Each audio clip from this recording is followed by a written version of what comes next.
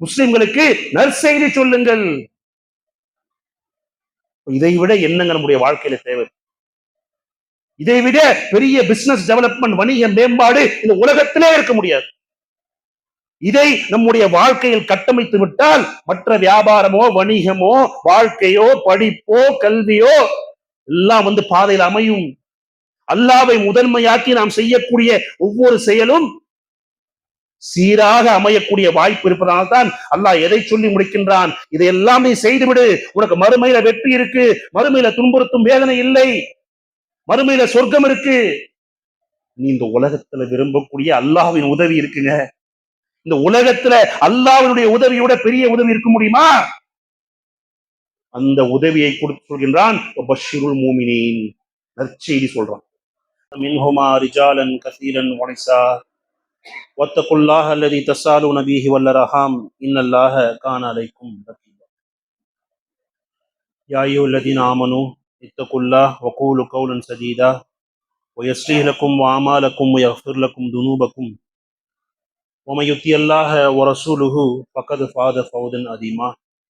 أما بعد فإنك خير الحديث كتاب الله وإنك خير الهدي هدي محمد صلى الله عليه وسلم وشر الأمور محدثاتها وكل محدثة بدعة وكل بدعة ضلالة وكل ضلالة في النار. يفقهوا قول. أما بعد يا أيها الذين آمنوا هل أدلكم على تجارة துன்ஜிக்கும் மின் அதாபின் அலீம். அன்பிற்கினிய எல்லாம் வல்ல அல்லாஹ்வின் நல்லடியார்களே, எல்லாம் வல்ல அந்த அல்லாஹ்வின் பேர் அருளால் அவன் நம் மீது கடமையாக்கி இருக்கக்கூடிய இந்த ஜும்மா எனும் இறை வணக்கத்தை நபிகள் நாயகம் ஸல்லல்லாஹு அலைஹி வஸல்லம் அவர்கள் காட்டி தந்த வழிமுறையில் நிறைவேற்றுவதற்காக நம்மை இங்கே குழுமச் செய்த அந்த ஏக இறைவனுக்கே புகழ் அனைத்தும். நம்மை புகழ்ந்தவனாக இந்த உரையை ஆரம்பம் செய்கின்றேன். வணிக மேம்பாடு எனும் தலைப்பின் கீழ் சில தகவல்களை உங்கள் மத்தியில் பரிமாறிக்கொள்ள வேண்டும். இந்த தலைப்பை கேட்டவுடன் ஒரு மார்க்க சபையில் வணிகத்தை பற்றி பேச வேண்டிய அவசியம் என்ன இருக்கின்றது என்று நமக்கு ஒரு கேள்வி எழலாம்.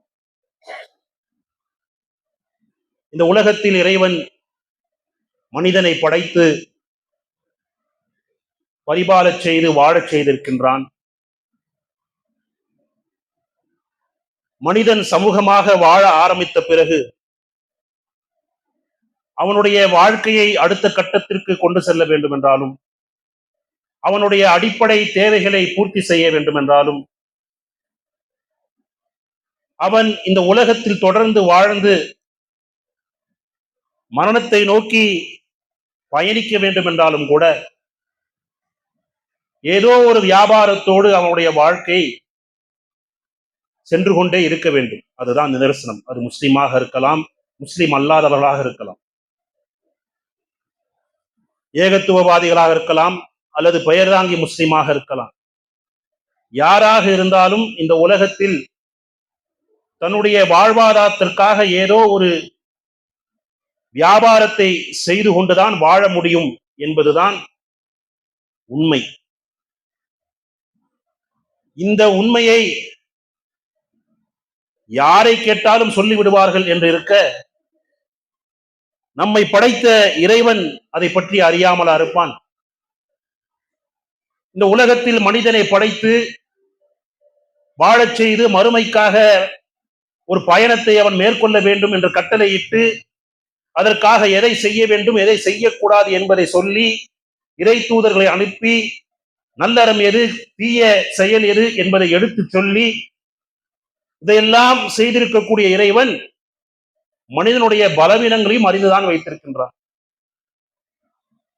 எது நம்முடைய அடிப்படை தேவைகளை பூர்த்தி செய்து கொள்வதற்காக அமைய வேண்டுமோ அதையே வாழ்க்கையாக மனிதன் வாழ ஆரம்பித்து விட்டான், வாழ ஆரம்பிப்பான் என்பதும் இறைவன் அறிந்ததுதான். ஆகையால் தான் அவன் எதை அதிகம் விரும்புகின்றானோ எதை நோக்கி மனிதனுடைய வாழ்க்கை அதிகமாக செல்கிறதோ, எதை நோக்கி மனிதன் எப்படியாவது இந்த உலகத்தில் நான் பொருளாதாரத்தை சம்பாதித்து விட வேண்டும், வணிகத்தில் நான் உயர்ந்த நிலையை அடைந்து விட வேண்டும் என்பதற்காக எதையோ செய்கின்றான். ஆகையால்தான் தலைப்பை கூட வணிக மேம்பாடு என்று வைத்தோம். Business development. அவன் வேலை செய்பவனாக இருக்கலாம் அல்லது வியாபாரம் செய்பவனாக இருக்கலாம். எதை செய்பவனாக இருந்தாலும் வேலை செய்யக்கூடிய இடத்தில் அவனையே பொருளாக்கி வியாபாரம் செய்கின்றான். அப்பொழுது அவனை மேம்படுத்திக் கொள்ள வேண்டும். ஏதோ ஒரு வகையில் தன்னை வளர்த்தோ அல்லது தன்னுடைய வியாபாரத்தை வளர்த்தோ பொருளாதாரத்தை ஈட்டி தன்னுடைய வாழ்க்கையை மேம்படுத்திக் கொள்ள வேண்டும் என்ற இலக்கையே பெரும்பாலான மனிதர்கள் வைத்திருக்க, மறுமையை இலக்காக கொண்ட நாமும் அதில் விதிவிலக்கில்லை என்பதற்காகத்தான் இறைவன் சொல்லி காட்டுகின்றான். யா அய்யுஹல்லதீன ஆமனூ ஹல் அதுல்லுக்கும் அலா திஜாரத்தி, நம்பிக்கை கொண்டோர்களே, உங்களுக்கு ஒரு வியாபாரத்தை நான் சொல்லி தரட்டுமா? வியாபாரம் சொல்றியே, நான் ஒரு வியாபாரத்தை சொல்லித் தருகின்றேன். ஹல் அதுல்லுக்கும் அலா திஜாரத்தி என்று சிறுபிள்ளைக்கு சொல்வதை போல் சொல்லி காட்டுகின்றான். அது எப்படிப்பட்ட வியாபாரம் தெரியுமா? இந்த உலகத்தில் வியாபாரத்தை நீ எதை முன்னிலைப்படுத்தி வாழ்வாய்? லாபம் வந்துவிட வேண்டும், லாபம் வந்துவிட வேண்டும், அல்லது கையை கடிக்காத வியாபாரமாவது குறைந்தபட்சம் இருந்துவிட வேண்டும் என்று எண்ணுவாயே. நான் சொல்லித் தரக்கூடிய வியாபாரம் என்ன தெரியுமா செய்யும்? துன்ஜீக்கும் மின் அதாபின் அலீம், துன்புறுத்தும் வேதனையிலிருந்து உன்னை காப்பாற்றும். முதல்ல என்ன செய்யும் என்னுடைய வியாபாரம்? துன்ஜீக்கும் மின் அதாபின் அலீம், துன்புறுத்தும் வேதனையிலிருந்து அந்த வியாபாரம் உன்னை காப்பாற்றும். முதல்ல அடிப்படையே அதுதான். அதுக்கப்புறம் தான் லாபத்தை பத்தி சொல்றான். நரகத்திலிருந்து உன்னை காப்பாத்திக்கணுமா? என்னோட வியாபாரம் செய், என்னோட முதல்ல டிரான்சாக்சன் பண்ணுப்பா. அந்த நரக நெருப்பினுடைய வேதனையை நீ சுவைத்து விடாமல் சொர்க்கத்திற்குள் குறைந்தபட்சம் சென்று விட வேண்டுமா? என்னோடு வியாபாரம் செய். இந்த உலகத்தில் நீ செய்யக்கூடிய வியாபாரம்லாம் இருந்து விட்டு போகட்டும். என்னோட நீ வியாபாரம் செய். எப்படி செய்யணும்? அதையும் அழகான முறையில் சொல்லித் தருகின்றான். துக்மினூன பில்லாஹி வ ரசூலிஹி. முதலீடு என்ன? அல்லாஹ்வை நம்ப வேண்டும். அதற்கு பின்பு இறை தூதரை நம்ப வேண்டும். துக்மினூன பில்லாஹி வ ரசூலிஹி, அல்லாஹ்வை நம்ப வேண்டும், அல்லாஹ்வுடைய தூதரை நம்ப வேண்டும். துஜாஹிதூன ஃபி ஸபீலில்லாஹ் பி அம்வாலிக்கும் அன்ஃபுசிக்கும் தாலிக்கும் கைருல் லக்கும் இன் குன்தும் தஅலமூன். முதலீடு என்ன? அல்லாஹ்வை நம்ப வேண்டும், அல்லாஹ்வுடைய தூதரை நம்ப வேண்டும். அந்த முதலீடு இல்லாமல் இந்த வியாபாரத்தை செய்யவே முடியாது. அந்த முதலீடை நாம் செய்து வைத்திருக்கின்றோமா என்ற கேள்வியை நாம் எழுப்பிக் கொள்ள வேண்டும். வியாபாரத்துல வணிகத்துல மேம்பாடை நோக்கி நாம் சென்று கொண்டிருக்கின்றோமே, அல்லாஹ் நமக்கு ஒரு வாய்ப்பை தருகின்றான். என்னோடு வியாபாரம் செய். முதலீடு என்ன? அல்லாஹ்வை நம்ப வேண்டும், அல்லாஹ்வின் தூதரை நம்ப வேண்டும். இதிலேயே குறைபாடு இருக்கு. இங்கெல்லாம் நாம் அமர்ந்து விட்டோம், ஏகத்துவவாதிகள் ஆகிவிட்டோம், அதிலிருந்து காப்பாற்றப்பட்டு விட்டோம் என்று நினைத்துக் கொண்டிருந்தாலும் நம்மை சுற்றி இதிலேயே நிறைய முரண்பாடுகள் வரும். அப்ப இதில் நாம் என்ன தெளிவாக இருக்க வேண்டும்? என்ன ஆனாலும் சரி, அல்லாஹ் மார்க்கம் என்று ஒன்று நாம் செய்கின்றோமா, அல்லாஹ் சொல்லியிருக்க வேண்டும் அல்லது அல்லாஹ்வினுடைய தூதர் சொல்லியிருக்க வேண்டும். அதை யார் வேண்டுமானாலும் எடுத்து சொல்லட்டும். 7 வருடம் படித்தவர் எடுத்து சொல்லட்டும், வாழ்க்கையை மார்க்கத்திற்காக அடிபணிந்தவர் எடுத்து சொல்லட்டும். யார் எடுத்து சொன்னாலும் கேள்வி கேட்கக்கூடிய தன்மை வந்துவிட வேண்டும். குறைந்தபட்சம் இதை பண்றதுக்காக நம்ம போய் திருப்பி 7 வருஷம் படிக்க முடியுமா? நம்ம போய் குர்ஆன் ஹதீஸில் புரட்டி ஒவ்வொன்றையும் நம்ம தெரிஞ்சுக்க முடியுமா? முடியாது. வாய்ப்பு இல்லை. பிராக்டிகலா வாய்ப்பு இல்லை. யாரையோ சார்ந்து மார்க்கத்தை அறிந்து கொள்கிறோமா? எங்க குர்ஆன்ல எங்க இருக்கு? இப்படி ஒரு மார்க்கம்லாம் பார்க்கவே முடியாது. அதாவது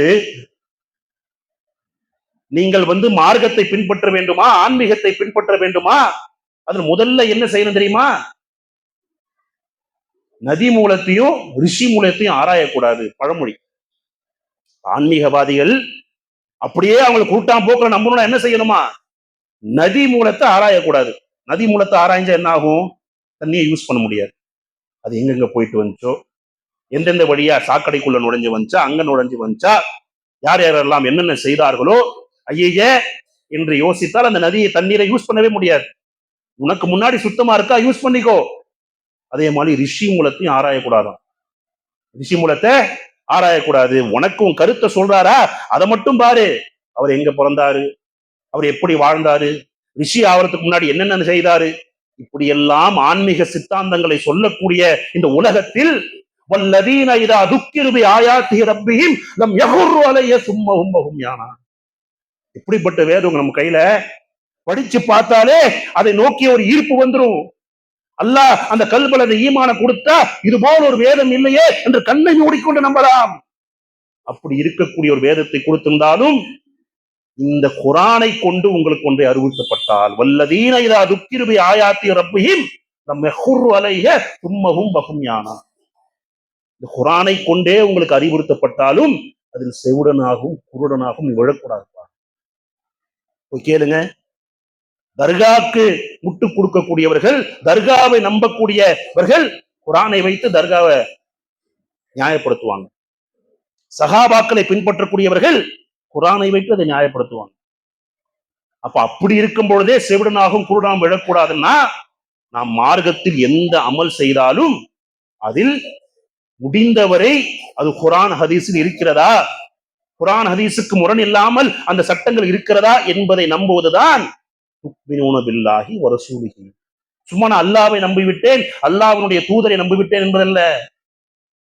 எதை செய்தாலும் அல்லாஹ் சொல்லியிருக்கிறானா, அல்லாஹ்வுடைய தூதர் சொல்லியிருக்கிறாரா என்ற அந்த முதலீடை முழுமையாக செய்ய வேண்டும்.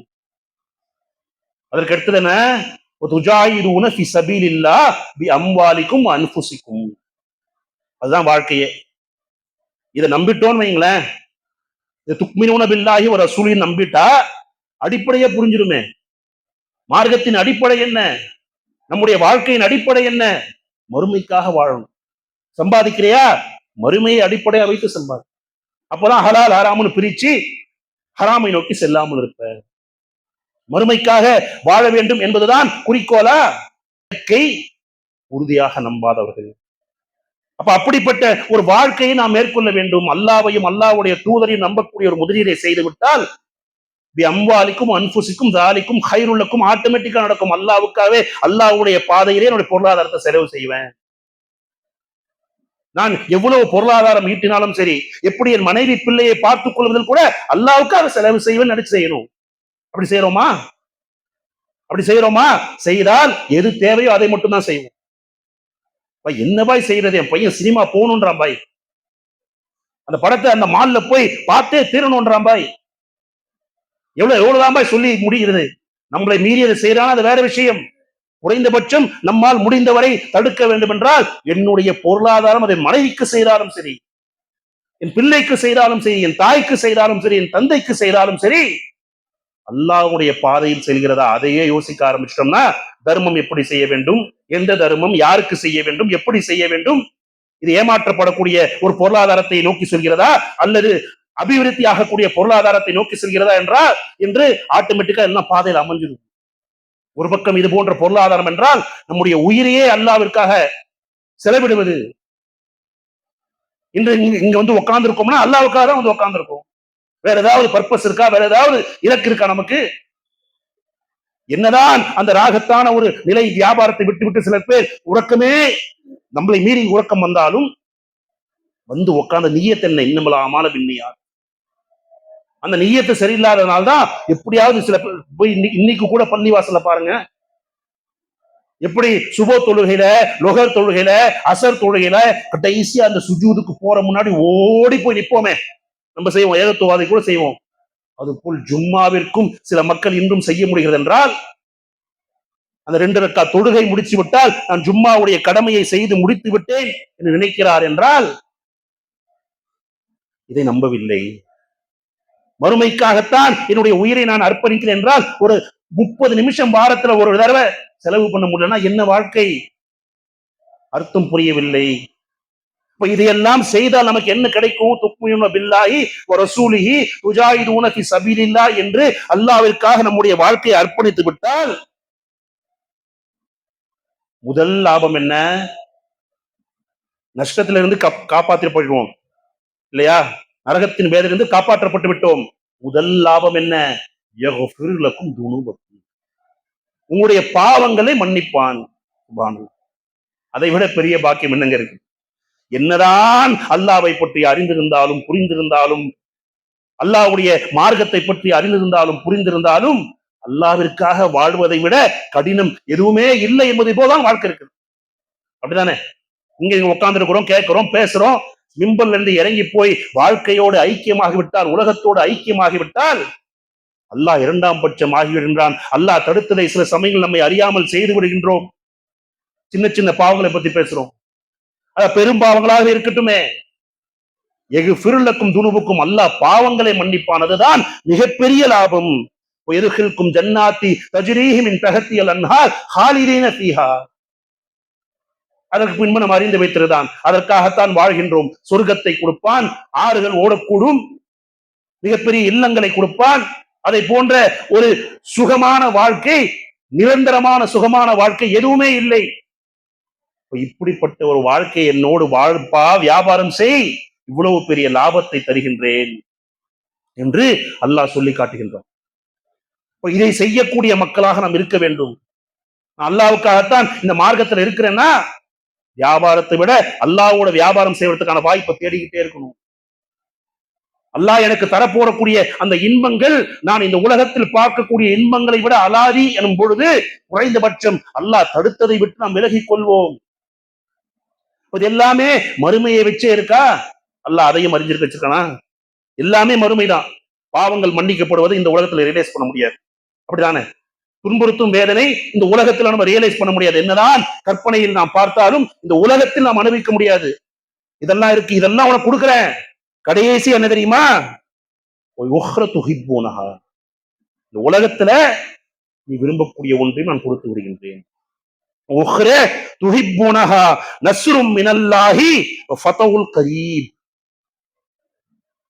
என்ன கொடுக்கிறான்? நஸ்ரும் மினல்லாஹி, அல்லாஹ்வினுடைய உதவி கிடைக்கக்கூடியது.